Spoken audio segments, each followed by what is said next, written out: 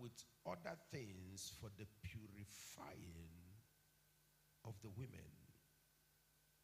Then thus came every maiden unto the king whatsoever she desired, which the Bible you have is your own, you underline there. Whatsoever she desired was given her to go with her out of the house of the women unto the king. In the evening she went, and on the morrow she returned into the second house of the women to the custody of Shagaz, the king's chamberlain, which kept the concubine. She came in unto the king no more, except the king delighted in her, and that she came and she were called by name. And now, when the turn of Esther, the daughter of Abihail, the uncle of Mordecai, who had taken her for his daughter, was come to go in unto the king, she required nothing but what Haggai, the king's chamberlain, the keeper of the women, appointed. And Esther obtained favor in the sight of all them who looked upon her. So Esther was taken unto the king Ahasuerus into his house royal in the 10th month, which is the month Tebet, in the 7th year of his reign. And the king loved Esther above all the women, and she obtained grace and favor in his sight more than all the virgins, so that he set the royal crown upon her head and made her queen instead of Vashti. Hallelujah. Let me see if I can run through this quickly before I begin to give us the steps on how to provoke divine favor. Now, this is a very important story. Queen Vashti misbehaved. There was a day the king, threw a very great party for all his people. And their system is that there is a house for the women where they stay. And the queen had her own quarters. She stayed there. Now, anytime the king needed her, he will send for her and she will come. She does not have any right to wake up one day and say, I want to go and see the king. If she does that, it is considered treason and she will be executed. So, obviously, because she has stayed for a while, I am not making an excuse for her. I don't know what happened. But the king sent for her. She said, go and tell him that I'm not coming. And this happened in front of all the people. And the king loved that woman very much. And he was sad. Why would the queen behave like this? And then the people say, King, you must punish her. She must not go scot-free. If she goes scot-free, it will be setting a precedence in the land for all the women to begin to disrespect their husband because the queen had disrespected the king. So you must punish her. She has to be replaced. And now, let us find women. That was the first time beauty pageant pageant was organized. Hallelujah.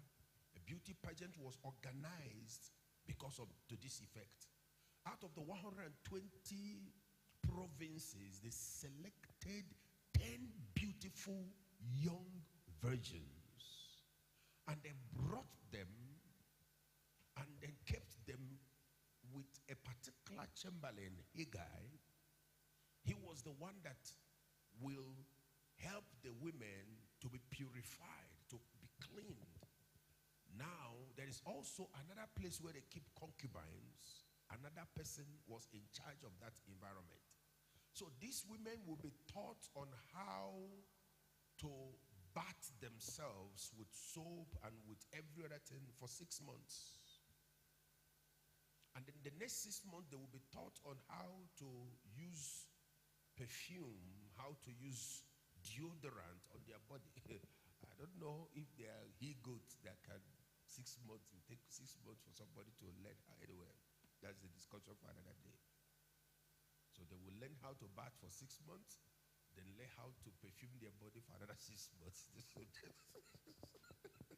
So that's 1 year. Hallelujah.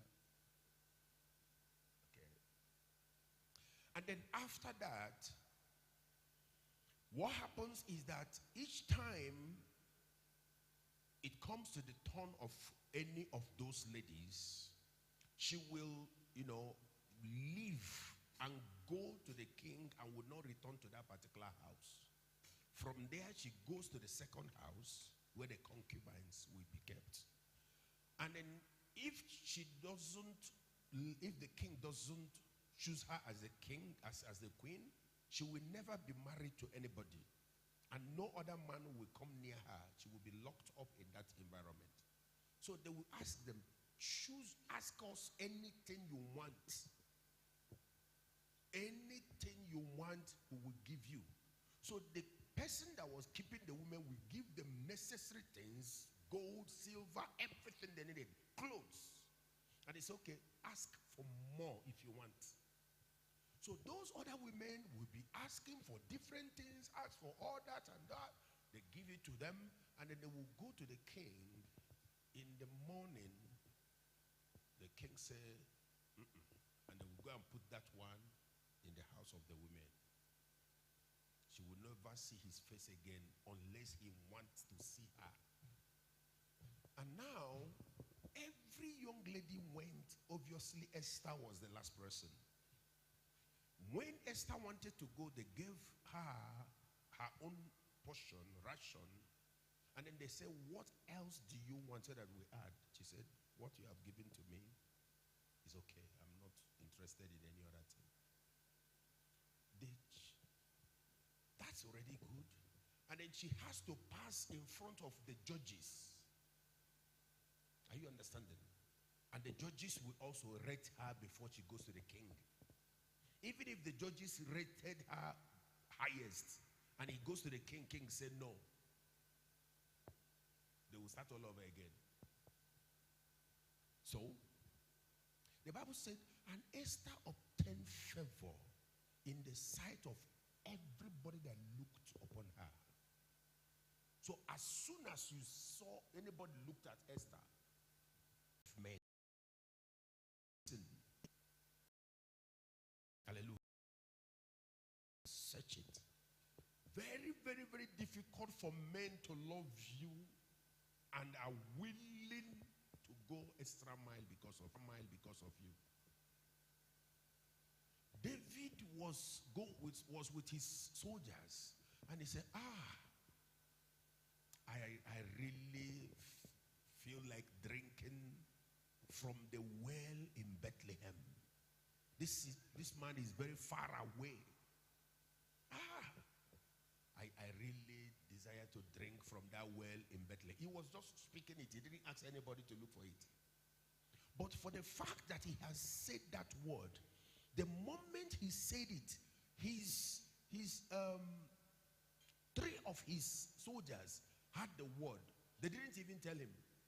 They broke the rank, went through the Philistine army, fought until they crossed over, killed over 700 people, fetched the water, and fought and came back and gave the water to David. David said, no. This water is like drinking the blood of these men who jeopardized their life.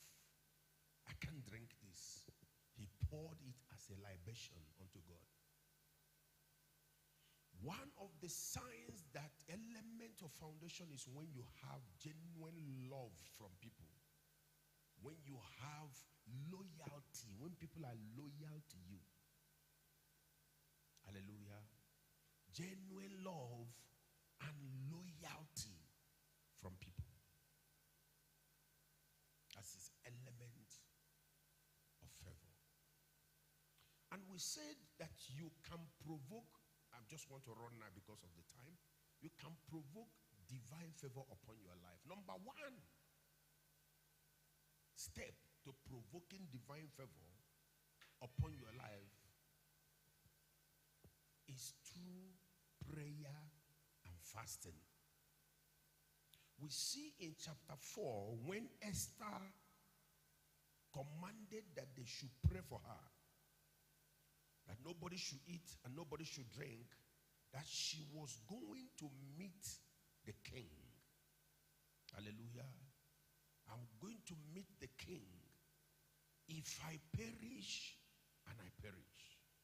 And then Esther went in and obtained favor from the king after 3 days fasting and prayer. Number 2, way to provoke favor is your character. A lot of people have closed so many divine doors from themselves because of their character. I said it the other day, and I'm going to say it again now. Any door that ingratitude has closed, prayer and fasting alone cannot open it. Prayer and fasting cannot open the door that ingratitude has closed. Do you understand what I'm saying? Comport the way one carries himself, the way one comports himself can either attract favor or expel favor. Hallelujah. And that comportment includes loyalty. We've been teaching loyalty and disloyalty during workers' meeting. There are people, when you see them, you don't want to have anything to do with them. Very proud, arrogant, talk carelessly, very pompous, full of themselves. And many of such people are very brief people.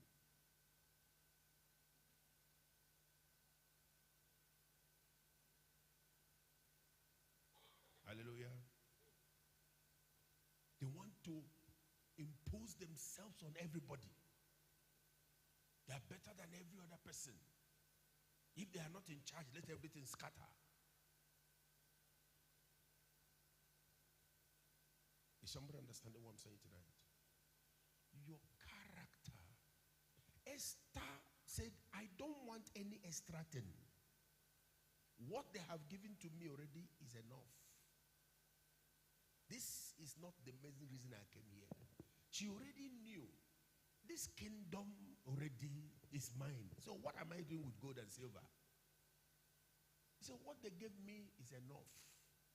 Comport, the way one carries himself, the way one comports himself will either attract favor or chase it away. I said this thing the other day when we were discussing. You know, sometimes you go to a place where they have party and there is serve yourself buffet. Hey, Jehovah. Because it is serve yourself, somebody will take one plate, will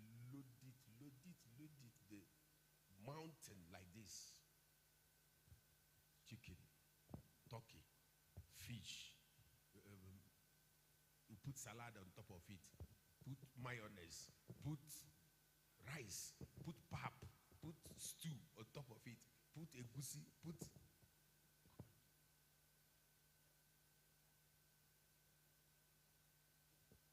And you carry it, people tell you what.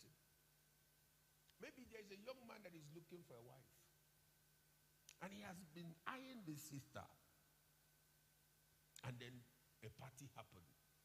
They will now go to the party and his eye. And they will see him wrap this pap, the way they make pap. Maybe for swallow. 8.